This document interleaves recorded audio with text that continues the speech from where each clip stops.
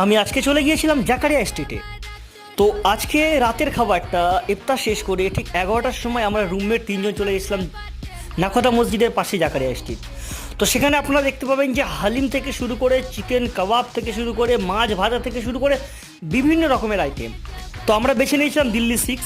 তো দিল্লি 6-এ আমরা চিকেন চাঙ্গেজি খেয়েছিলাম উইথ রুমালি রুটির সাথে। মানে একটা আলাদাই ফিল, তার পাশে তাস্কিন আছে। এবং এই যে রুটিগুলো আসছে এগুলো সত্যি বলতে আফগানিস্তানে খুবই ফেমাস এবং জাকারিয়াতে খুবই বিক্রি হচ্ছে।